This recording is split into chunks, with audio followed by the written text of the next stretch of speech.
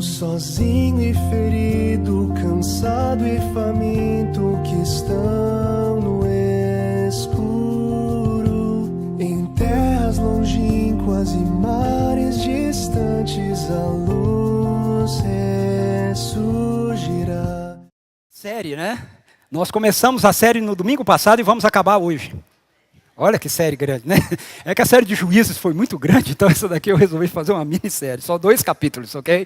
Minissérie em 2 capítulos. Na semana passada a gente conversou um pouco sobre essa questão das eleições, a política e o reino de Deus, e nós vimos algumas incoerências que nós encontramos lá no Planalto, né? Lá onde o governo, né, está estabelecido, seja no nosso estado, cidades ou lá em Brasília, mas também nós encaramos algumas incoerências cá, né, que a gente tem como eleitores, como cidadãos e tudo mais, ok? E hoje nós vamos conversar um pouco a respeito de esperança, né, de esperança. Diante dessas incoerências lá e cá, nós podemos ter alguma forma de esperança? Se você tem acompanhado, talvez não apenas esse momento aqui de eleição, mas outros momentos de eleições também, se você acompanha, né, um pouco de propaganda política, você sabe me dizer qual é a frase que a gente mais ouve? Qual é a frase que a gente mais ouve? Eu prometo que no meu governo eu prometo.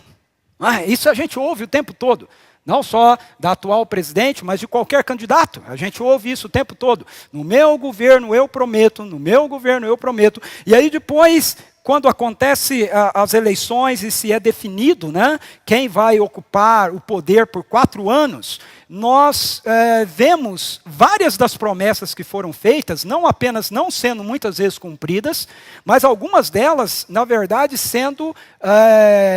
tendo ações, né, e projetos contrários àquilo que foi, na verdade, prometido, né, durante o tempo de propaganda eleitoral, propaganda política, né? Essa é uma das incoerências que a gente encontra lá. A gente ser exposto o tempo todo a uma série de afirmações, uma série de promessas feitas por esses candidatos, né, ao governo, e quando nós nos deparamos com a eleição dessas pessoas, o poder dado na mão dessas pessoas, muitos deles, talvez a maioria deles até, não sei dizer, não concretizam aquilo que eles afirmaram, que eles prometeram, ou com o qual eles se comprometeram.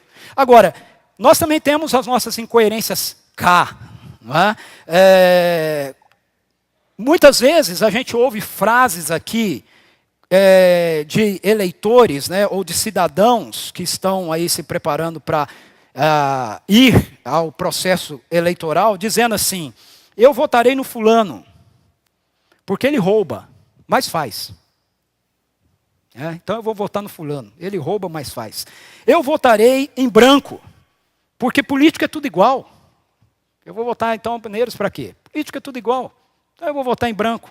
Ou, por exemplo, eu votarei no Tiririca, porque a política do nosso país é uma palhaçada mesmo. Não é? Então eu vou votar no Tiririca. Não vai votar no Tiririca por causa de alguma proposta, né, de política. Eu vou votar porque ele é um palhaço e a nossa política é uma palhaçada mesmo. Então, como forma de protesto, veja se isso é protesto, né, eu vou votar no Tiririca. Eu votarei no candidato tal, porque ele prometeu me favorecer se ganhar as eleições.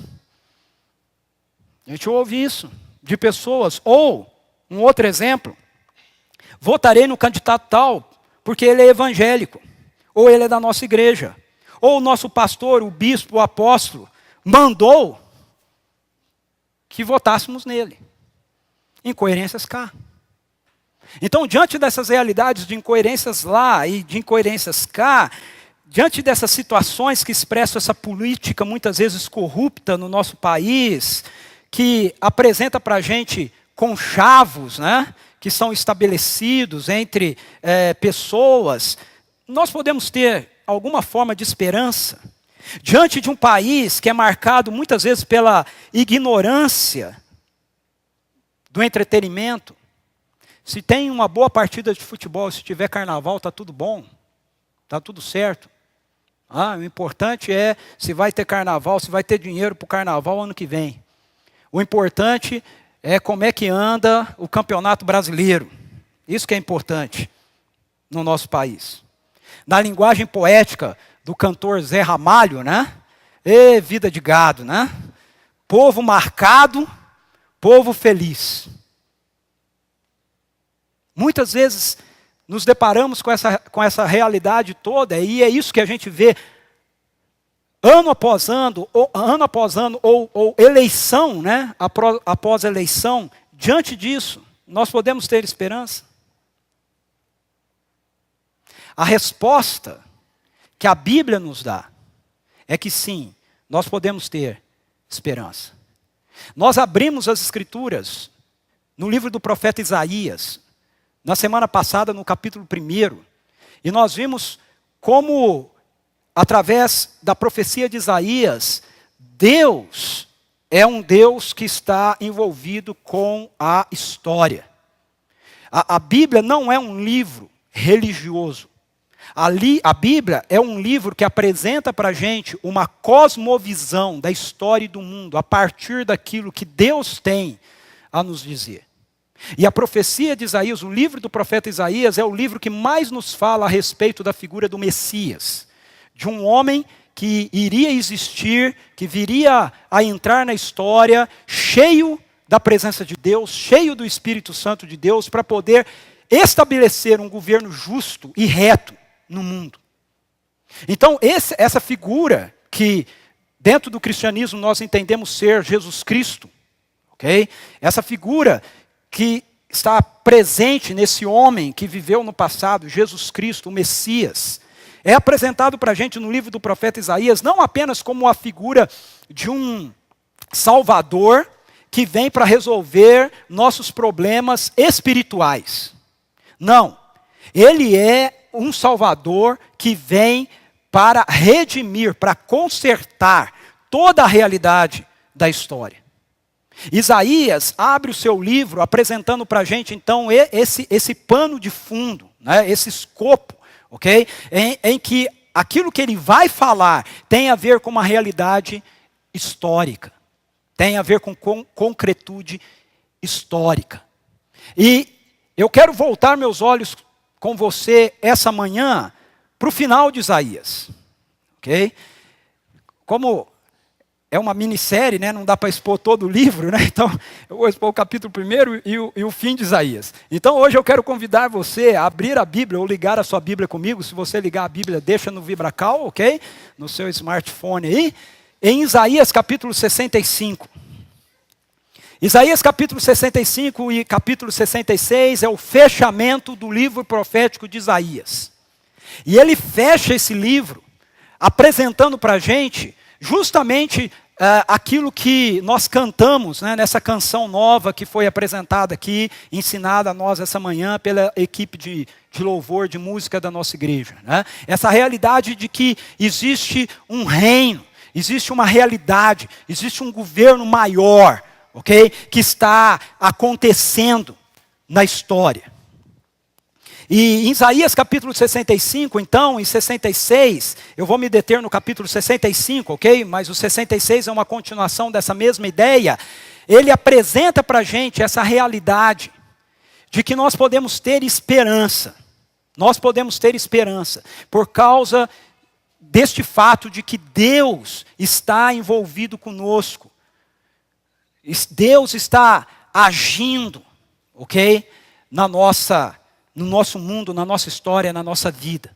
Então, se você já abriu as escrituras comigo aí em Isaías 65, a primeira coisa que nós podemos destacar aí nesse capítulo é que nós podemos ter esperança, porque Deus continua sendo acessível em meio às incoerências da nossa história.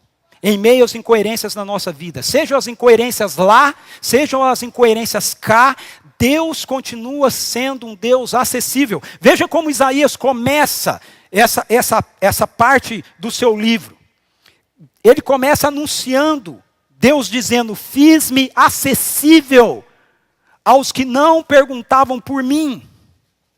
Fui achado pelos que não me procuravam. A uma nação que não clamava pelo meu nome, eu disse: eis-me aqui, eis-me aqui. Veja que interessante essa colocação. Fiz-me acessível. Deus está dizendo: eu me fiz acessível. Não foram vocês, não foram as pessoas, não foram as nações, não foi a sociedade que me procurou, que veio atrás de mim, que se moveu. Eu fiz isso, eu fui atrás. O texto do capítulo 65 de Isaías nos começa lembrando essa realidade toda especial do Deus que é revelado para nós através da Bíblia. Qual é essa realidade toda especial? É que Ele é um Deus que nos busca. O Deus revelado nas Escrituras bíblicas é um Deus que nos busca. Ele sempre fez isso, desde o começo da criação.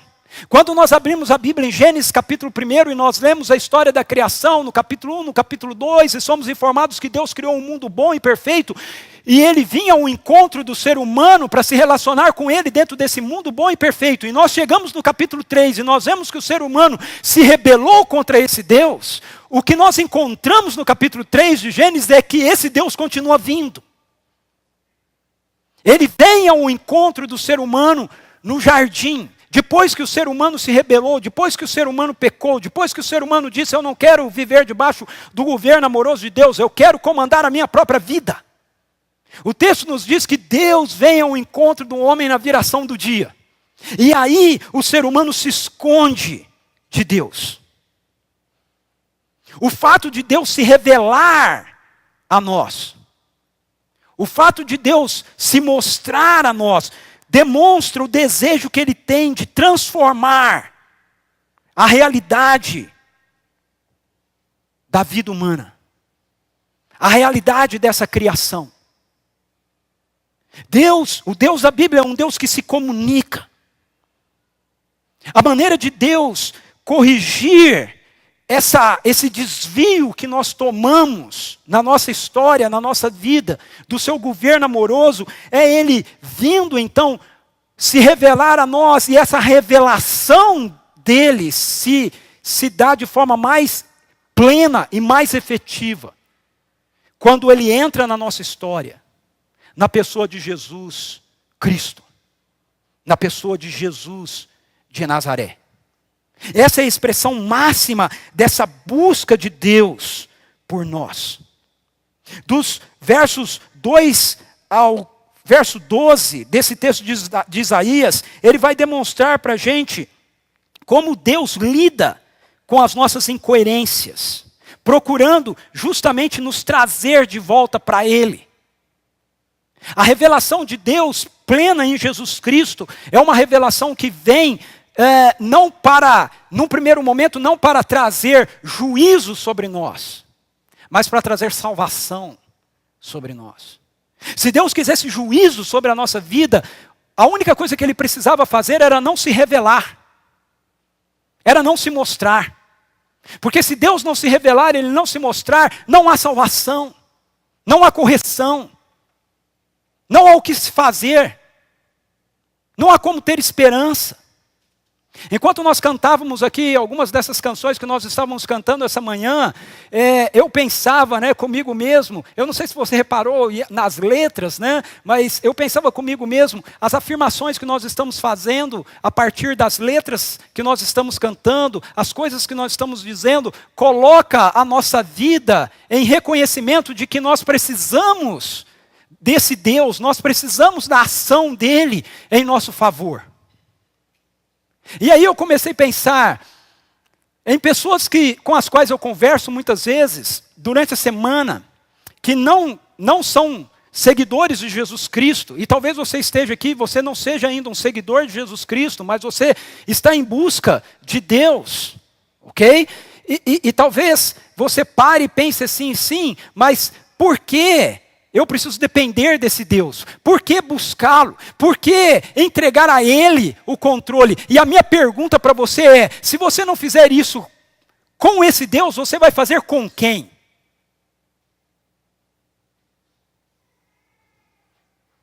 Em quem é que você vai confiar? A quem você vai confiar a sua vida, a sua história? A quem? Porque eu acho que todos nós aqui vamos concordar que na nossa mão, nós não damos conta de conduzir e de dirigir. Então, às vezes eu converso com algumas pessoas que afirmam para mim que são ateus e eles dizem assim para mim, são meus amigos e eles dizem para mim, Ricardo, eu não consigo acreditar nas coisas do jeito que você acredita. Eu não consigo acreditar na Bíblia do jeito que você diz. Eu não consigo ver a vida e acreditar na vida da maneira que você me apresenta. E eu digo para ele, ok, então me apresente uma. Quem sabe eu creia na sua?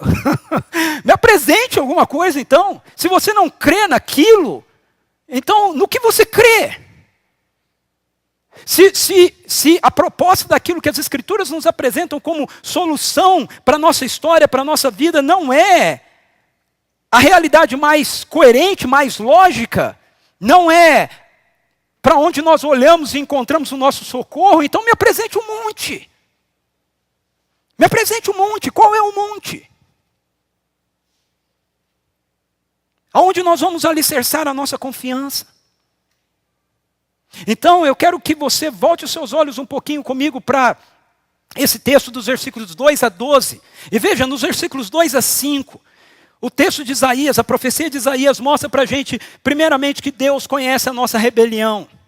Você precisa entender que quando Deus diz assim, fiz-me acessível aos que não perguntavam por mim, fui achado pelos que não me procuravam, a uma nação que não clamava pelo meu nome, eu disse, eis-me aqui, eis-me aqui. Ele não está falando isso porque ele desconhece a realidade da nossa humanidade. Ele não está falando isso porque ele não conheça as nossas incoerências. Ele vem ao nosso encontro e ele se revela a nós justamente por causa dessas realidades das nossas incoerências. Nos versículos 2 a 5 ele diz assim, o tempo todo estendi as mãos a um povo obstinado, que anda por um caminho que não é bom, seguindo as suas inclinações. Esse povo que sem cessar me provoca abertamente, oferecendo sacrifícios em jardins e queimando incenso em altares de tijolos. Povo que vive nos túmulos e à noite se oculta nas covas, que come carne de porco em suas panelas, tem sopa de carne impura. Esse povo diz, afasta-te, não te aproximes de mim, pois eu sou santo. Veja que texto interessante. Deus está dizendo aqui, eu me revelo, eu venho ao encontro de vocês, mas eu sei muito bem como vocês são. Eu sei quanto resistente vocês são a mim, a minha palavra, a minha vontade, a minha direção. Eu sei como vocês o tempo todo andam por caminhos que não é bom. Eu sei como muitas vezes vocês inclinam o coração de vocês para aquilo que não deveria ser inclinado. Eu sei que muitas vezes vocês me provocam abertamente. Que ao invés de vocês me buscarem, vocês vão buscar outras alternativas, no caso do contexto deles aqui, adoração aos deuses pagãos dos povos que cercavam Israel, nos jardins, esses jardins aqui são jardins de adoração, em altares que eles faziam, povo que ia atrás de necromancia. Deus não tem nenhum problema com a gente comer carne de porco hoje, ok? Mas naquela época ele tinha problema com a turma comer carne de porco, porque essa era uma forma que Deus havia feito para distinguir a postura da nação de Israel das demais posturas dos povos que estavam ao redor deles. E ele diz, e eu sei, esse verso 5 é o que mais me chama a atenção, e ele diz, e eu sei que apesar de muitos de vocês viverem assim, uma vida completamente incoerente, vocês ainda acham que são santos. Vocês dizem para outros, afaste, não se aproximes de mim, pois eu sou santo. Somos um povo diferente dos demais. Muitas vezes lidamos e vivemos com as nossas incoerências, mas quando nós olhamos para outros povos, outras nações, outros segmentos, outros grupos, nós dizemos para eles, vocês são ruins, nós somos bons, afastem-se de mim. Afastem-se. Deus então conhece a nossa rebelião. E mesmo assim Ele se revela a nós. Nos versículos de 6 a 10, a profecia mostra que Deus lida com a nossa rebelião com justiça e misericórdia. Veja, Ele não apenas conhece a nossa rebelião, mas Ele lida com ela. Esse é um ponto que muitas vezes a nossa sociedade atual, principalmente aqui no Ocidente, marcada pela religiosidade pós-moderna, né, e sincrética, não consegue entender a respeito de Deus. Muitas pessoas afirmam que acreditam em Deus, que Deus existe e tudo mais, mas não conseguem aceitar e admitir o fato de que se Deus existe, se Ele é real, então Ele tem um estilo de vida que Ele entende que nós precisamos viver de acordo com aquilo. E que Ele não está compactuado com qualquer coisa que nós fazemos, só porque nós colocamos o nome dEle.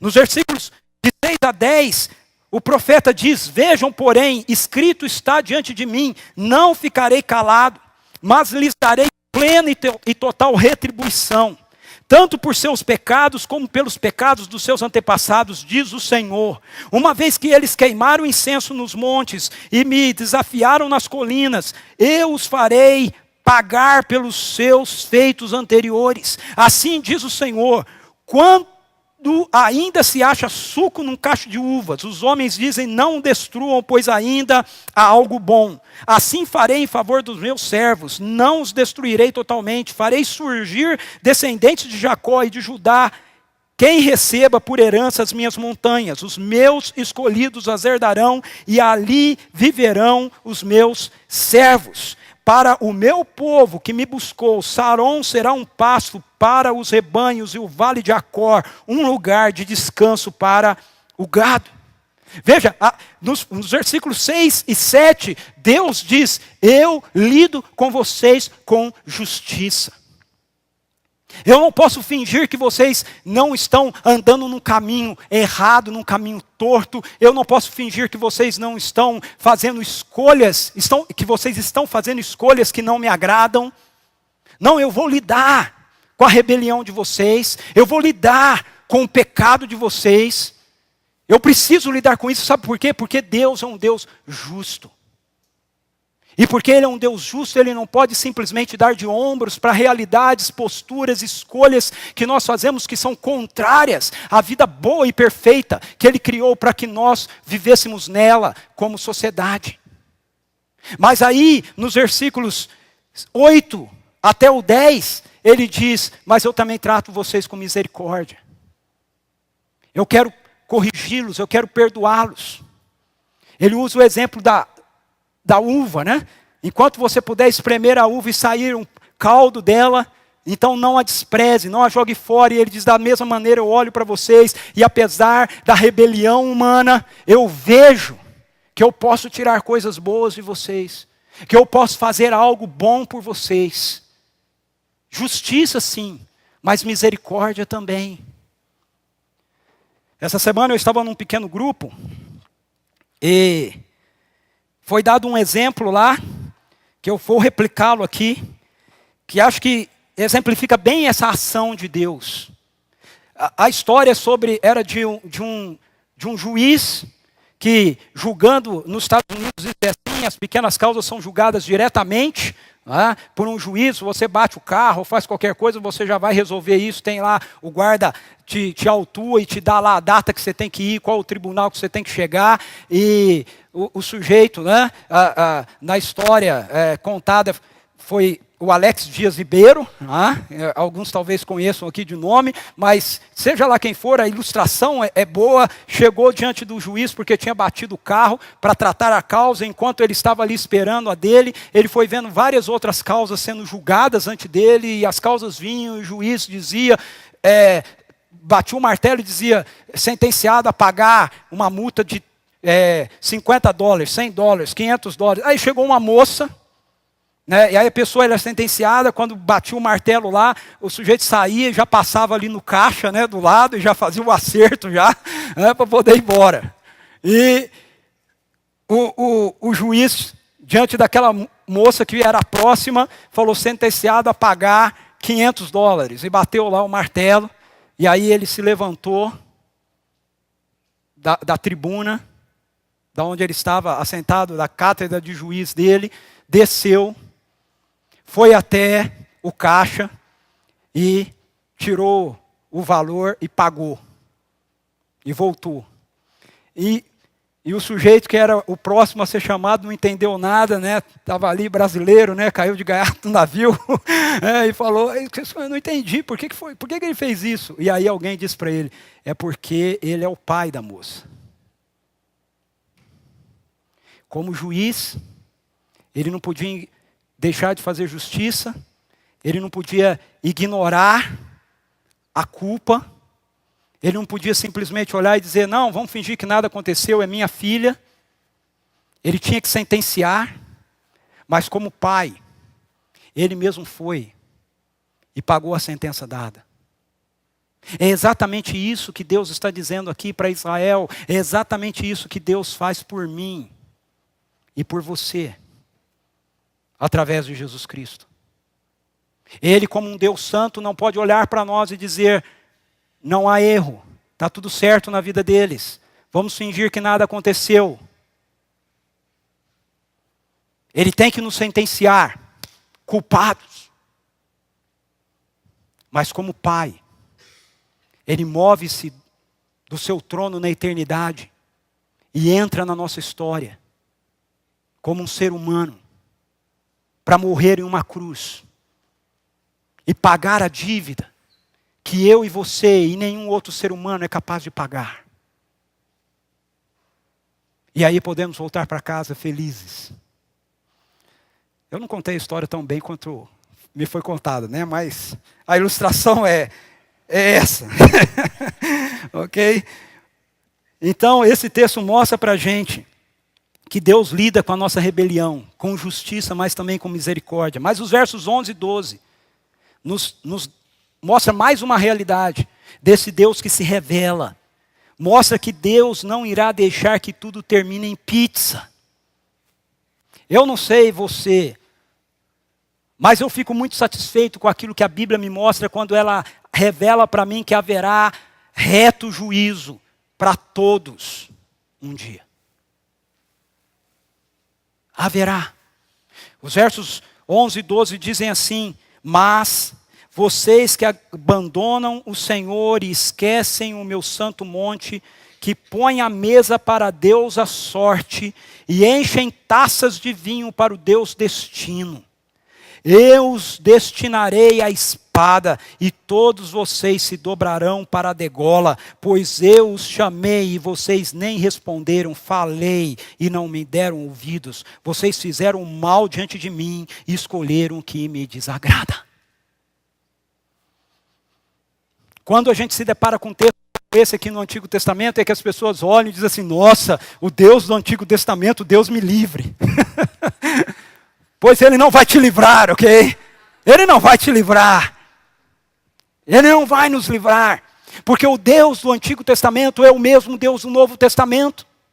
Esse Deus que está falando aqui é o Deus que fala em Apocalipse, capítulo 19. Quando se revela como o Rei dos Reis, o Senhor dos Senhores, na pessoa de Jesus Cristo, em glória e absoluto poder. O que muitas pessoas na nossa sociedade não conseguem compreender é que quando Jesus Cristo retornar a esse mundo, Ele não vem mais como o Cordeiro Santo de Deus que tira o pecado do mundo. Ele vem como o Rei dos Reis e o Senhor dos Senhores. Ele vem como o leão da tribo de Judá. E por isso as Escrituras nos dizem que este é o momento oportuno da salvação. Não se engane. E eu não sei você, mas eu fico plenamente satisfeito por isso ser assim. Porque já pensou, você viver a sua vida toda, a sua história toda, preocupado em ter uma vida marcada pelo caráter, em trabalhar honestamente, em agir dentro de um padrão de retidão, e você olhar para tudo isso que acontece ao nosso redor, se a gente dentro do contexto político que a gente está vivendo, né, tantas vezes vendo tudo acabar em pizza, aí chegar o final, o fechamento da nossa história, E ficar sabendo que Deus vai dizer, beleza, está tudo bem para todo mundo. Tem uma pizza do tamanho do universo aqui, vamos comer junto.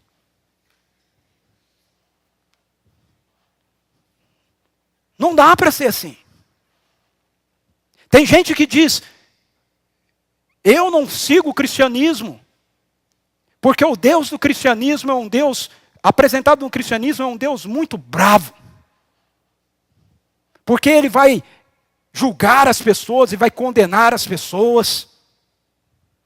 Pois eu quero dizer para você que eu sigo o cristianismo justamente por isso. Porque eu creio num Deus que é justo. Alguém tem que ser justo nesse nosso universo. Se Deus não é justo, então nós estamos perdendo nosso tempo.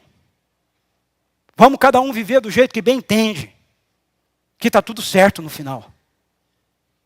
Se Deus não é justo, é preferível ser ateu.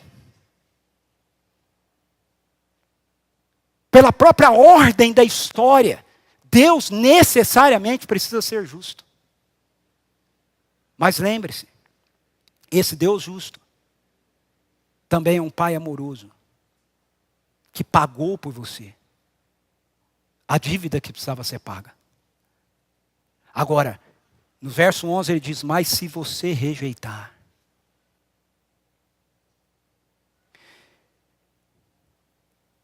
Continuando a leitura das Escrituras, nós vamos encontrar, por exemplo, um texto em 1 Timóteo capítulo 2, versículos 1 e 2, que mostra para mim e para você como é que nós devemos reagir a essa realidade.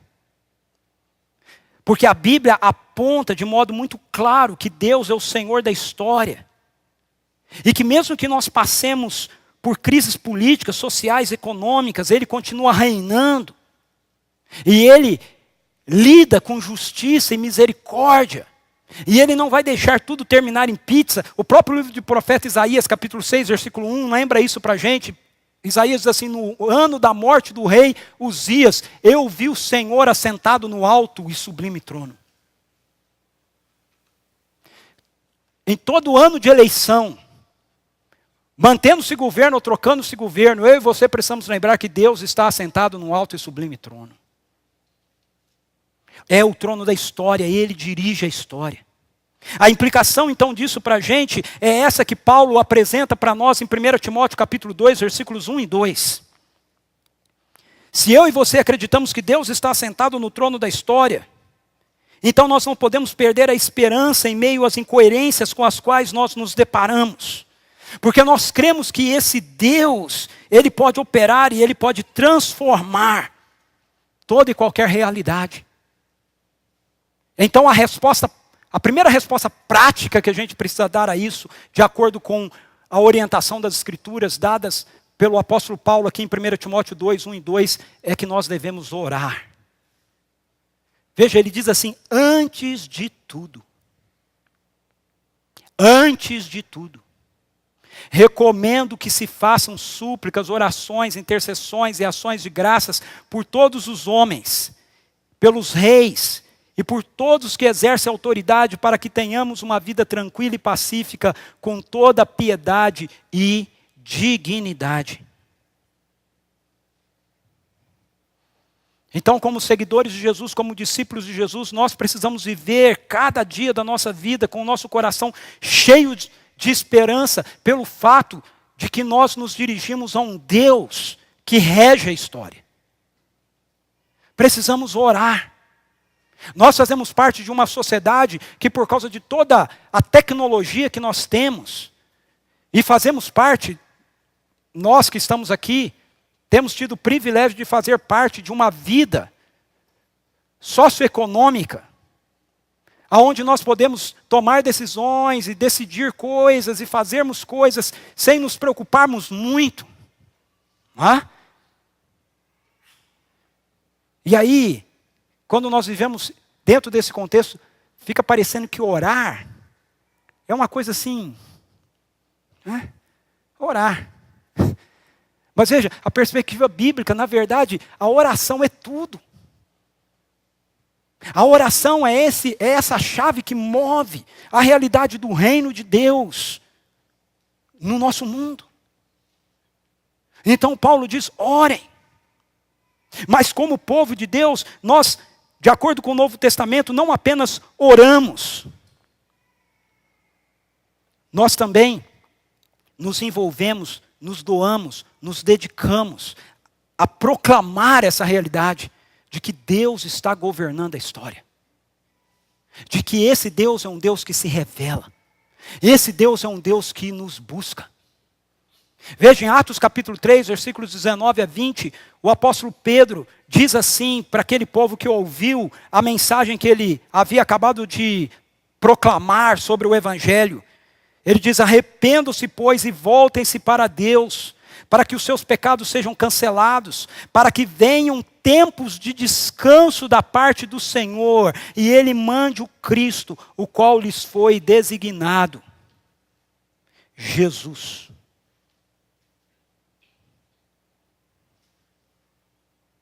Ele vos mande o Cristo, o qual lhes foi designado. Jesus.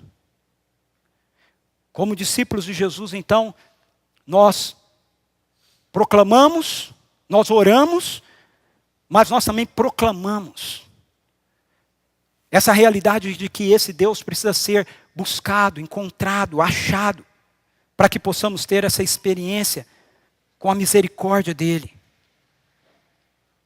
com o poder dEle sobre a nossa vida.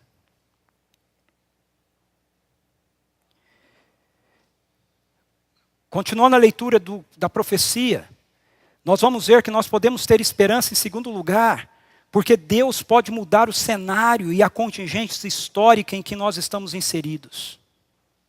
No versículo 13, a profecia continua dizendo assim, portanto, assim diz o soberano, o Senhor, os meus servos comerão e vocês passarão fome. Os meus servos beberão e vocês passarão sede. Os meus servos se regozijarão e vocês passarão vergonha. Uma das acusações que a igreja recebe, que cristãos recebem, quando a gente fala a respeito dessa questão política, é que nós somos um povo extremamente utópico. Que nós só ficamos falando de realidades relacionadas ao céu, de não ir para o inferno, ir para o céu, né, e alguns outros segmentos apenas falando a respeito de Deus fazer a sua vida melhorar econômica e financeiramente aqui, mas a gente não olha para o cenário do país e a gente não vê as demandas e as realidades presentes dentro da nossa sociedade. Eu tenho que confessar para você que em parte eu concordo com isso. Okay? Realmente, infelizmente, muitos cristãos, evangélicos, católicos, são assim. Vivem nessa perspectiva utópica. Não é? Muitas vezes, eu recebi um vídeo essa semana do pastor Jonas Madureira, onde ele apresenta 5 posturas equivocadas que a igreja toma frente à questão da política. Eu as reproduzi aqui, pelo menos, as ideias, ok? Uma postura errada é que o governo deve impor a religião. Então, alguns cristãos, né, acham que a gente precisa ter um governo evangélico, um governo cristão, para que assim, então, seja declarado, imposto a religião, né, evangélica como a religião que todo mundo tem que seguir. Gente, isso já aconteceu no 4º século com Constantino e o negócio não deu certo. Não funcionou. Okay? Então, isso é um equívoco. Pessoas, cristãos que acham que o governo precisa impor a religião aos outros, são cristãos que estão seguindo um caminho completamente equivocado. Nós criticamos isso com relação ao mundo islâmico. Então nós não podemos exigir ou querer isso dentro do nosso contexto, mesmo que seja em nome do cristianismo. Outro equívoco é a ideia de que o governo deve excluir a religião. Então cristãos que ficam com medo, por exemplo, né, de determinados governos ou posturas, dizendo, olha, se esse governo entrar, então a religião vai ser excluída. Não vão deixar mais a gente ter reunião, ter culto, Então nós precisamos combater esse governo, nós precisamos defender a igreja. Eu quero dizer para você que a igreja não precisa da sua defesa. Ok? Quem defende a igreja é Jesus Cristo. E como diz o meu amigo Ariovaldo Ramos, se Jesus Cristo não defender a igreja é porque ele quer o martírio da igreja. E se ele quiser o martírio da igreja, nós vamos morrer com um sorriso nos lábios. Porque o Espírito Santo de Deus vai dar poder para a gente viver assim. Mas essa é uma realidade que não passa pela nossa cabeça. Então nós não estamos aqui brigando ou tentando defender um sistema sectário, um grupo, ok? Minoritário. A igreja é o povo de Deus em missão no mundo ao longo da história. Fruto disso, tem aqueles cristãos que olham para essa questão do governo e acham que todo governo é perverso e demoníaco. Então a igreja não deveria perder tempo com isso. Bom seria se a gente não precisasse nem votar. E aí tem alguns segmentos que, inclusive, não votam por conta disso. Isso é coisa mundana. Isso é coisa do diabo. Um quarto equívoco, a igreja deve se dedicar ao evangelismo e não à política. A gente não deve ficar falando de política, tratando de política, conversando sobre política, fazer série sobre política. Para que isso? Porque o negócio da igreja é evangelizar. Essa é uma visão muito restrita do que significa evangelizar. Mas por outro lado, nós também temos aquele pessoal da outra ala da igreja, que entende que a igreja deveria se dedicar à política, e não a evangelizar. Cada um segue aquilo que quer. Nós precisamos de um movimento político, cristão, que tome a frente, que assuma o poder. Equívocos que a igreja assume. Por causa desse cenário, muitas vezes, eu concordo sim com essa ideia de que nós olhamos a igreja às vezes e nós vemos muita utopia presente no meio cristão. Mas veja, o fato de nós encontrarmos utopia presente no meio cristão hoje, no Ocidente, não significa que essa é a realidade da igreja. Ou essa é a realidade do povo de Deus. Não é. Quando nós voltamos os nossos olhos para a história, a partir da própria história bíblica, a gente vai ver que essa não é a realidade. Veja, na história bíblica você tem, por exemplo, um José no Egito. Quem que foi José?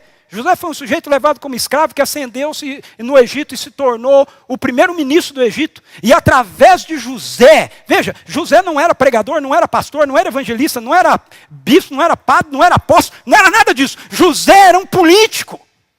E através de um político, versado em política e economia internacional, Deus sustentou e cuidou não só do Egito, mas de todo o povo que passou por uma grande crise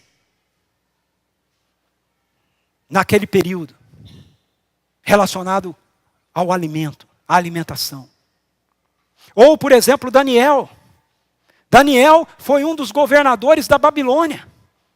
O sujeito foi levado ainda adolescente para a Babilônia, foi matriculado na Universidade da Babilônia, estudou na Universidade da Babilônia e foi treinado para ser um dos conselheiros do rei. E ele não somente permaneceu como conselheiro, um dos sátrapas, um dos governadores na Babilônia, no reinado babilônico, mas também depois no reinado persa. E ele influenciou decisões tomadas por reis poderosos, como Nabucodonosor e Dario, o persa. Ou Esther, para a gente fazer menção aqui às mulheres também, né? Ou Esther, que foi usada por Deus como rainha para evitar o genocídio na época dela, um dos maiores genocídios que aconteceriam. Ou, por exemplo, os reformadores no século XVI, que contribuíram com o seu ensino, com a sua direção, para países que hoje nós admiramos serem o que são. Como, por exemplo, a Suíça, a Holanda, a Alemanha. Esses países não são o que são como fruto do ateísmo ou do pós-cristianismo. O que eles usufruem hoje é fruto desses homens que temeram a Deus no passado e que construíram fundamentos políticos e sociais para a construção dessas nações. Então, nem a história e nem as escrituras apresentam para a gente a igreja como um povo ou apático ou utópico em relação à vida sociopolítica em que nós estamos inseridos. Jeremias capítulo 29, versos 4 a 7, veja o que Deus diz a um povo que foi levado cativo e estavam vivendo na terra da Babilônia. Esse texto é muito interessante, preste atenção nisso. Assim diz o Senhor dos exércitos, o Deus de Israel, a todos os exilados que deportei de Jerusalém para a Babilônia: construam casas e habitem nelas. Deus está dizendo, vamos desenvolver aí uma boa lei de habitação. Vamos construir, vamos prosperar na cidade. Plantem jardins e comam dos seus frutos. Vida social, casem-se e tenham filhos e filhas. Escolham mulheres para casar-se com seus filhos e deem as suas filhas em casamento, para que também tenham filhos e filhas. Multipliquem-se e não diminuam. Busquem a prosperidade da cidade, para a qual eu os deportei, e orem ao Senhor em favor dela, porque a prosperidade de vocês depende da prosperidade dela. Não é interessante isso? A prosperidade de vocês depende da prosperidade dela. Esse texto mostra-nos que Deus é um Deus que está pronto a agir, a intervir no nosso cenário histórico, nas realidades que nos cercam. Por causa de textos assim, se nós somos seguidores de Jesus, se nós somos discípulos autênticos de Jesus, nós deveríamos ser as primeiras pessoas a trabalharem fervorosamente, arduamente, para vermos mudanças ocorrendo na nossa nação, no nosso país. E não olhar e dizer, não, nós não temos nada com isso. Nós somos cristãos e o nosso negócio aqui é preparar as pessoas para irem para o céu.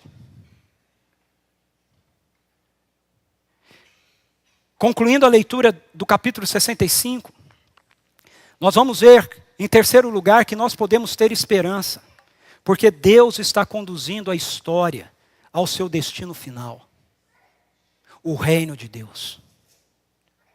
Versículo 17 diz assim: pois vejam, criarei novos céus e nova terra.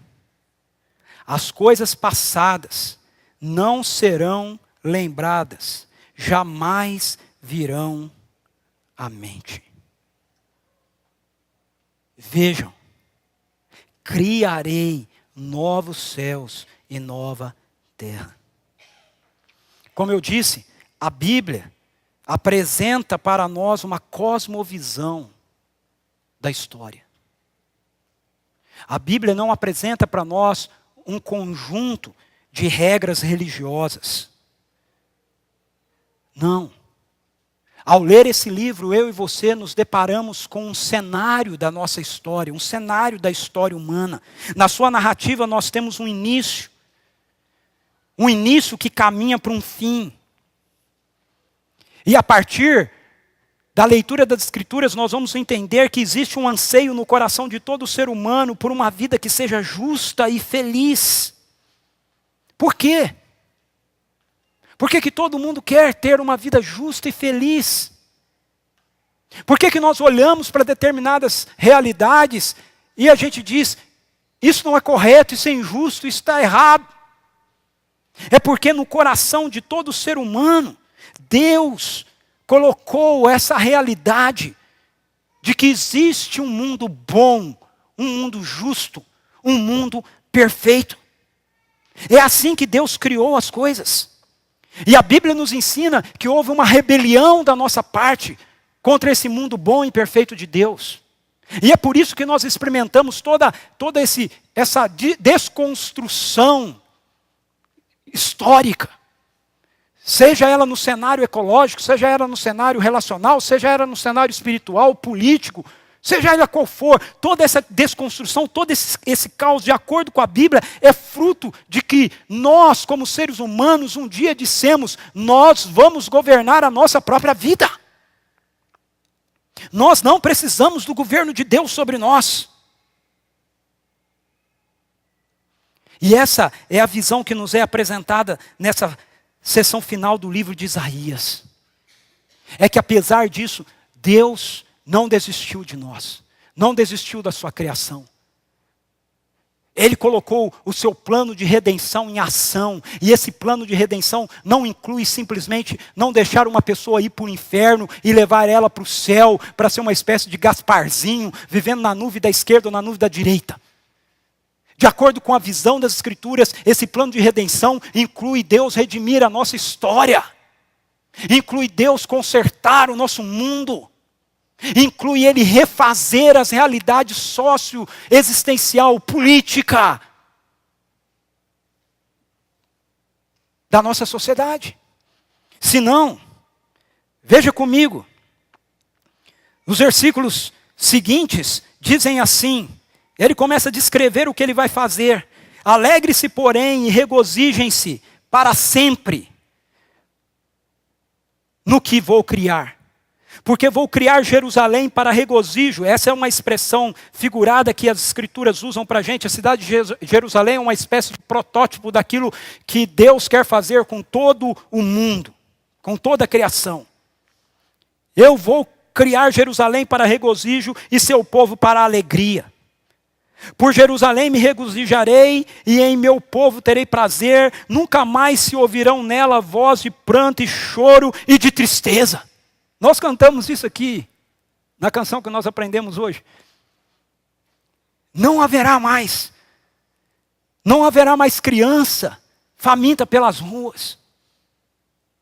Não haverão mais adolescentes se prostituindo. Não haverá mais família lamentando e chorando por ter um ente querido sendo consumido pelo crack. Não haverá mais corrupção vindo do poder político. Ele diz, nunca mais haverá nela uma criança que viva poucos dias, e um idoso que não complete os seus anos de idade. Quem morrer aos 100 anos ainda será jovem, quem não chegar aos 100 será maldito. Quero lembrar para você que a Bíblia apresenta para a gente uma revelação progressiva. Então, a revelação que é dada a Isaías aqui ainda não contempla essa realidade de uma eternidade que não vai ter fim. Isso é apresentado no Novo Testamento para a gente. Por isso fica essa ideia de se viver muito tempo, ok? Construirão casas e nelas habitarão. Todo mundo vai ter moradia. Plantarão vinhas e comerão de seu fruto. Não haverão mesas vazias. Já não construirão casas para outros ocuparem, nem plantarão para outros comerem. Não precisa de reforma agrária. Pois o meu povo terá vida longa como as árvores. Os meus escolhidos esbanjarão o fruto do seu trabalho. Olha essas expressões. Esbanjarão o fruto do seu trabalho. Ou seja, você vai ter tanto resultado do seu trabalho, meu amigo, que você vai poder esbanjar do jeito que você bem entender. Não labutarão inutilmente, nem gerarão filhos para a infelicidade. Não haverão mais filhos gerados para a morte, para as drogas, para a violência. Pois serão um povo abençoado pelo Senhor, ele e os seus descendentes. Antes de clamarem, eu responderei. Ainda não estarão falando e eu os ouvirei. O lobo e o cordeiro comerão juntos, e o leão comerá feno com o boi, mas o pó será a comida da serpente. Ninguém fará nem mal e nem destruição em todo o meu santo monte, diz o Senhor. Aleluia! Esse é o fim da história. É para aí que a história está sendo conduzida. E a boa notícia que eu e você temos é que isso já começou. Isso começou quando Deus entrou na nossa história, na pessoa de Jesus de Nazaré, quando Ele viveu uma vida perfeita que eu e você não podemos viver, quando Ele morreu naquela cruz, a morte que eu e você deveríamos morrer, e quando Ele ressuscitou dos mortos e agora estando vivo, compartilha a vida do seu reino comigo e com você. Isso já está em processo. E é somente uma questão de tempo na perspectiva bíblica para que toda a realidade do universo seja absorvido por essa realidade histórica. Agora, com isso em mente, nós precisamos compreender pelo menos duas coisas importantes em relação a essa esperança que nos é dita aqui nesse texto de Isaías. A primeira é que se isso é assim, não adianta você e eu ficarmos esperando um governo perfeito nesse mundo, do jeito que nós conhecemos agora, porque não existe e nunca existirá. O governo perfeito é o governo do Cristo, do Filho de Deus, do Messias, do Rei dos Reis e do Senhor dos Senhores, que vai ser estabelecido um dia. Aqui não tem governo perfeito. Pode sair o presidente que está e entrar outro, pode mudar sistemas, todo sistema marcado ainda por um mundo que carrega características de rebelião contra Deus, é um governo imperfeito. Não, a Bíblia diz: maldito o homem que confia no homem e faz do braço humano o seu salvador. O nosso salvador não é uma pessoa, não é um nome, não é um candidato. Embora a gente tenha que votar, embora a gente tenha que escolher bem, embora a gente tenha que avaliar as propostas de governo, embora a gente tenha essa responsabilidade, embora pese sobre mim, por você e sobre você, essa tarefa e essa expectativa de nós vermos um governo melhor na nossa nação, nós não podemos carregar a ilusão de que esse governo vai ser a nossa salvação, porque ele não será. Ele não será. A nossa salvação é aquilo que Cristo Jesus fez naquela cruz e aquilo que Ele está trazendo para nós a partir da realidade da sua ressurreição. A segunda questão que eu e você precisamos entender é essa, que Deus está conduzindo a criação, todo mundo, toda a sociedade para esse tempo, aonde esse governo amoroso de Deus vai restaurar a justiça, a ordem, a paz em todo o mundo. Conforme o ensino da espiritualidade bíblica, isso já começou. E talvez isso possa parecer para alguns de nós aqui, para alguns de vocês aqui, algo muito ilusório. As Escrituras nos convidam a crer nisso. A crer não apenas que se você rendeu a sua vida ao governo de Jesus, ao amor de Jesus por você, você crer não só que você vai para o céu, mas você crer que o reino de Deus chegou. Ele está na sua vida, na minha vida, e nós, como povo de Deus, deveríamos exemplificar isso, demonstrar isso, aonde quer que nós estejamos. Isso inclui o governo. Eu quero citar um texto aqui de um autor que eu gosto muito, chamado Leslie Newbin. Veja o que Newbin diz sobre isso. Ele diz assim: Jesus proclamou o reino de Deus e enviou seus discípulos a fazerem o mesmo. Mas isso não foi tudo. Sua missão não dizia somente respeito a palavras. E o mesmo acontece conosco. Se o Novo Testamento falasse somente da proclamação do reino, poderia não haver nada que justificasse o adjetivo novo. Por que é Novo Testamento?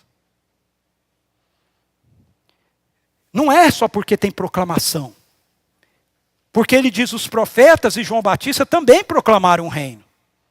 O que é novo, o que é novidade no Novo Testamento, é que em Jesus o reino é presente. O reino chegou, o reino está aqui. No Novo Testamento, nós não estamos apenas lidando com a proclamação do reino, mas também com a presença do reino.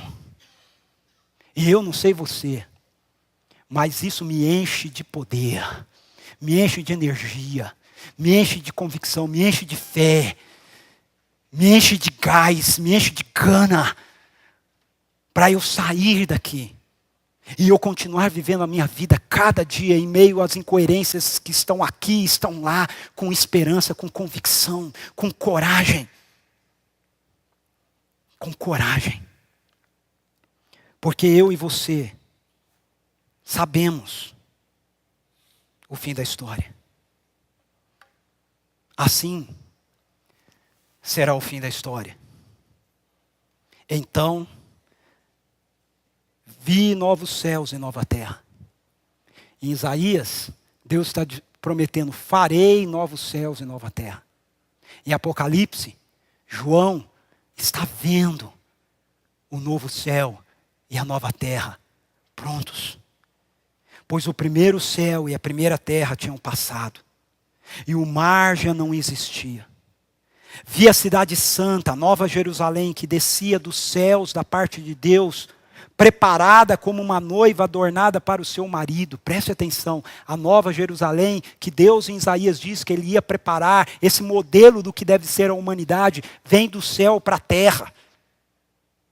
A nossa sociedade continua aqui, o mundo continua existindo.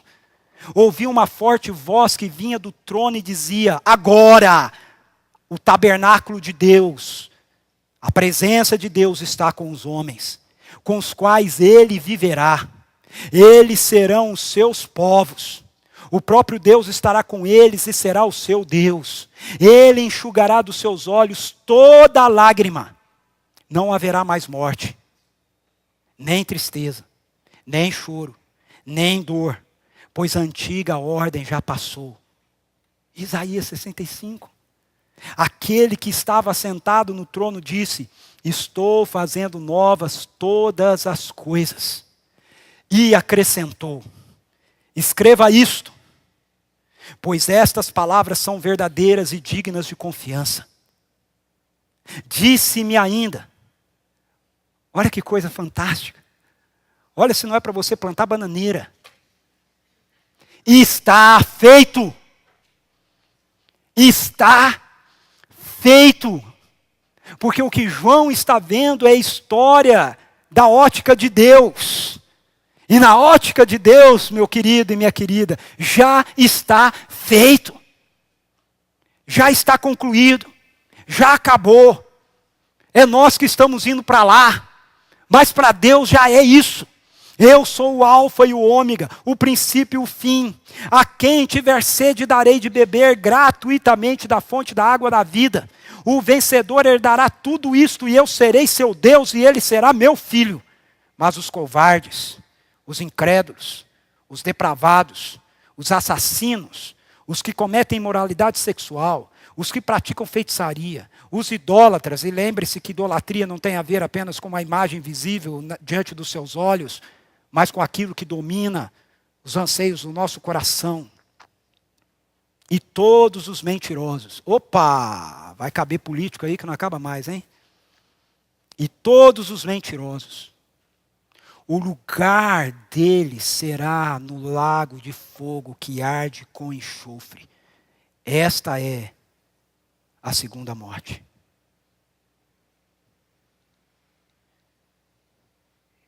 Este é o fim da história.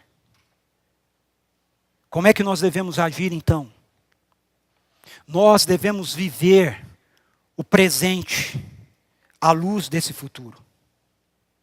Nós devemos viver o presente com a convicção de que o reino de Deus já está aqui e que ele vai chegar plenamente um dia. Nós devemos viver agora proclamando a esperança de que viveremos em um mundo bom e perfeito um dia. E isso deve nos levar a buscar e apoiar agora todo sinal que expressa a presença dessa realidade boa e perfeita no mundo que nós já estamos vivendo. Viver assim implicará para nós como povo de Deus, como aqueles que estão em missão no mundo, dizer para as pessoas que este reino é real. Implica para mim e para você não nos rendermos a qualquer proposta que não expresse a justiça desse reino. Domingo que vem você vai às urnas. Vocês vão às urnas.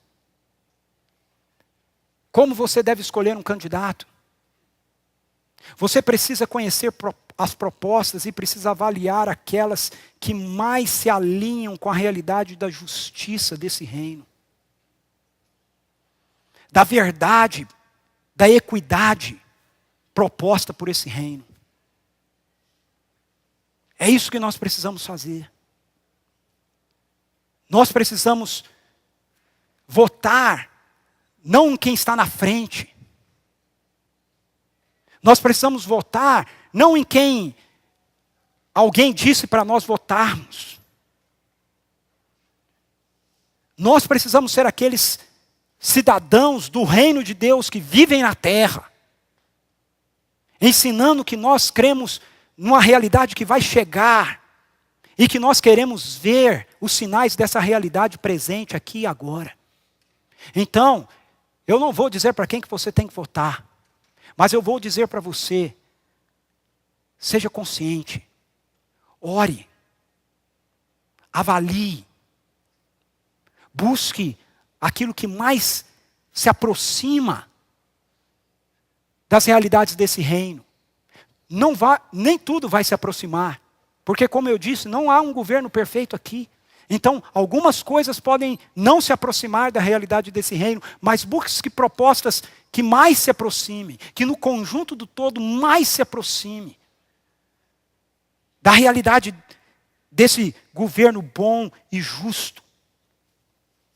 E como cristãos, nós precisamos erguer a nossa voz todas as vezes que nós percebermos que aquilo que foi proposto como caminho de justiça, de paz, na nossa sociedade, por esses políticos, não estiverem sendo cumprido, clamar contra eles, clamar por justiça, dizer, vocês estão pecando, errados, arrependam-se. E aí, citando mais uma vez o meu amigo Ariovaldo Ramos, se Deus quiser o nosso martírio, vamos para ele.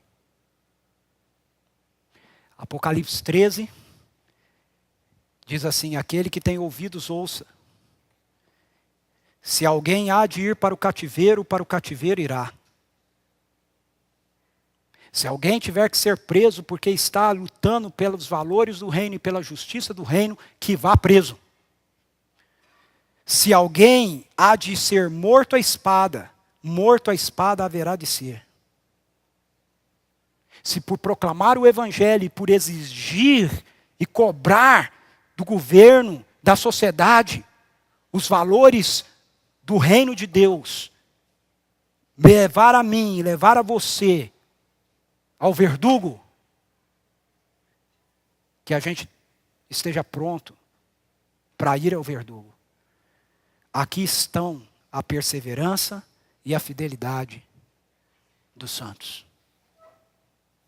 Perseverança e fidelidade de gente que segue Jesus. É perseverança e fidelidade de gente que não abre mão por nada dos valores do reino de Deus. Por esse reino eu vivo. Por esse reino eu morro. E você? Vamos orar? Nós vamos ter um tempo agora para orar não só por você. Eu quero convocar você agora aqui para a gente ter um tempo para orarmos pela nossa nação. Eu espero que você já esteja fazendo isso. Pessoalmente, orando por essas eleições. Mas eu quero que a gente faça isso agora, juntos, como igreja. Vamos ficar em pé. Vamos fazer isso num clamor. A palavra de Deus disse: meu povo, orar e clamar, eu ouvirei o seu clamor e sararei a sua terra. Eu queria que nós fizéssemos isso juntos essa manhã. Que a gente levasse o nosso coração a Deus juntos essa manhã, em favor da nossa nação, como um só povo. Uma forma da gente às vezes demonstrar isso, né, em campanhas, em passeatas, em coisas que a gente faz assim, é a gente unindo as mãos. Eu queria que a gente fizesse isso, que você unisse as mãos com quem está aí na sua fileira, ok? Esse símbolo de pegar na mão do outro, aí vai representar essa ideia de que nós somos um povo só, orando e clamando pela nossa nação.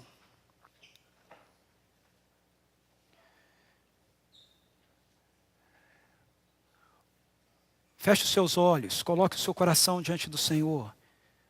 Ore a Ele. Diga para Ele: Deus, tem misericórdia da nossa nação, Senhor. Tem misericórdia do nosso país. Ouve o nosso clamor. Muda o quadro de violência. Muda o quadro de promiscuidade. Mude o quadro de corrupção na nossa nação, Senhor. Ó Deus, tem misericórdia de nós, Senhor. Tem misericórdia da nossa nação, Senhor.